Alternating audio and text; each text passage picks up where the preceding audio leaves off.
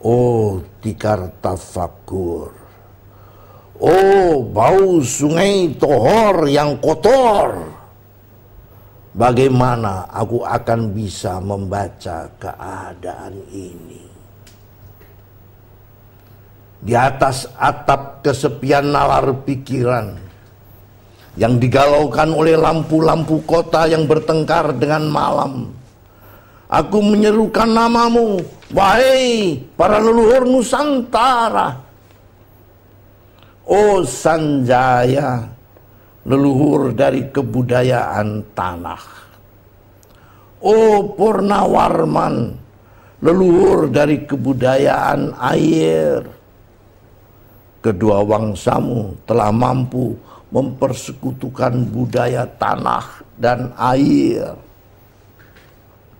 Oh Resi Kuturan, oh Resi Nerarte, empu-empu tampan yang penuh kedamaian, telah kamu ajarkan tatanan hidup yang aneka dan sejahtera yang dijaga oleh Dewan Hukum Adat.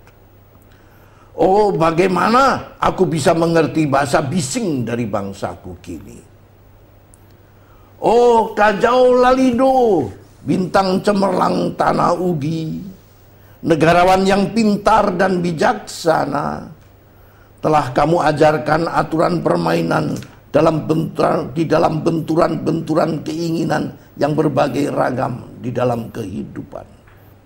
Ade, bicara, rapang, dan wari. Oh lihatlah, wajah-wajah berdarah dan rahim yang diperkosa muncul dari puing-puing tatanan hidup yang porak-poranda. Kejahatan kasat mata tertawa tanpa pengadilan. Kekuasaan kekerasan berak dan berdahak di atas bendera kebangsaan. Oh anak cucuku di zaman sibernetik, bagaimana akan kalian baca prasasti dari zaman kami? Apakah kami akan mampu menjadi ilham kesimpulan, ataukah kami justru menjadi sumber masalah di dalam kehidupan? Dengan puisi ini aku bersaksi bahwa rakyat Indonesia belum merdeka. Rakyat yang tanpa hak hukum bukanlah rakyat merdeka. Hak hukum yang tidak dilindungi oleh lembaga pengadilan yang mandiri adalah hukum yang ditulis di atas air. Bagaimana rakyat bisa merdeka bila polisi menjadi aparat pemerintah dan tidak menjadi aparat hukum yang melindungi hak warga negara? Bagaimana rakyat bisa merdeka bila birokrasi negara tidak menjadi aparat rakyat, melainkan menjadi aparat pemerintah yang berkuasa? Bagaimana rakyat bisa merdeka bila hak pilih mereka dipasung, tidak boleh memilih secara langsung wakil-wakil mereka di Dewan Perwakilan, dan juga tidak boleh memilih secara langsung camat mereka, bupati, wali kota, gubernur, dan presiden mereka? Dan partai-partai politik menganggap rakyat hanya abdi partai yang dinamakan masa politik partai, kawula partai, atau hamba partai.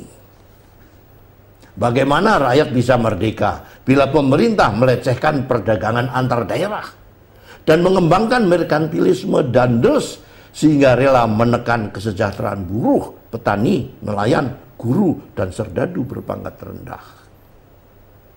Bagaimana rakyat bisa merdeka bila provinsi-provinsi sekedar menjadi tanah jajahan pemerintah pusat, tidak boleh mengatur ekonominya sendiri, tatanan hidupnya sendiri, dan juga keamanannya sendiri?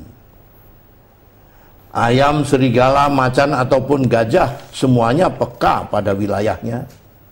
Setiap orang juga ingin berdaulat di dalam rumah tangganya. Setiap penduduk ingin berdaulat di dalam kampungnya. Dan kehidupan berbangsa tidak perlu merusak daulat kedaerahan. Hasrat berbangsa adalah naluri rakyat untuk menjalin ikatan daya cipta antar suku yang penuh keanekaan kehidupan dan memaklumkan wilayah pergaulan yang lebih luas untuk merdeka bersama. Tetapi lihatlah selubung kabut saat ini. Penjajahan tatanan uang, penjajahan modal, penjajahan kekerasan senjata, dan penjajahan oleh partai-partai politik masih merajalela di dalam negara. Dengan puisi ini aku bersaksi bahwa sampai saat puisi ini aku tanda tangani, para elit politik yang berkedudukan ataupun yang masih di jalan tidak pernah memperjuangkan sarana-sarana kemerdekaan rakyat. Mereka hanya rusuh dan gaduh memperjuangkan kedaulatan golongan dan partainya sendiri. Mereka hanya bergulat untuk posisi sendiri. Mereka tidak peduli kepada posisi rakyat, tidak peduli pada posisi hukum, posisi polisi, ataupun posisi birokrasi. Dengan picik mereka akan mendaur ulang malapetaka bangsa dan negara yang telah terjadi. Indonesia. Indonesia. Negara yang kehilangan makna. Rakyat sudah dirusak azas tatanan hidupnya. Berarti sudah dirusak dasar peradabannya. Dan akibatnya dirusak pula kemanusiaannya. Maka sekarang negara tinggal menjadi peta. Itu pun peta yang lusuh dan hampir sobek pula. Pendangkalan kehidupan bangsa telah terjadi. Tata nilai rancu. Dusta, pencurian, penjarahan, dan kekerasan halal. Manusia sekedar semak belukar yang gampang dikacau dan dibakar. Paket-paket pikiran yang murah dijajakan. Penalaran amarah yang salah mendorong rakyat terpecah belah. Negara tidak mungkin dikembali diutuhkan tanpa rakyatnya dimanusiakan. Dan manusia tak mungkin menjadi manusia tanpa dihidupkan hati nuraninya. Hati nurani adalah hakim adil untuk diri kita sendiri. Hati nurani adalah sendi dari kesadaran akan kemerdekaan pribadi. Dengan puisi ini aku bersaksi bahwa hati nurani itu meski dibakar tidak bisa menjadi abu. Hati nurani senantiasa bisa bersemi meski sudah ditebang putus di batang.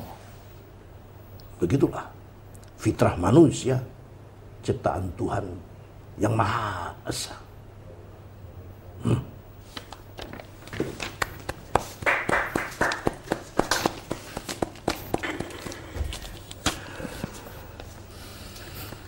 Luar biasa. Kalau saja para capres kita atau calon wakil presiden kita bisa berbicara demikian, saya rasa pasti terpilih nomor satu. Alangkah makmurnya negara kita kalau makna daripada kata-kata itu bisa diresap oleh mereka yang akan memimpin negara kita. Gimana? Saya kira begitu. Terutama yang harus disadari bahwa rezeki para pemimpin di Indonesia itu sebetulnya sudah mewarisi kehidupan berbangsa. Tetapi kehidupan berbangsa ini menjadi rusak karena cara bernegara yang salah. Sebab cara bernegaranya memakai tatanan Hindia Belanda. Hukum yang ada itu hukum yang sifatnya politis tapi tidak etis.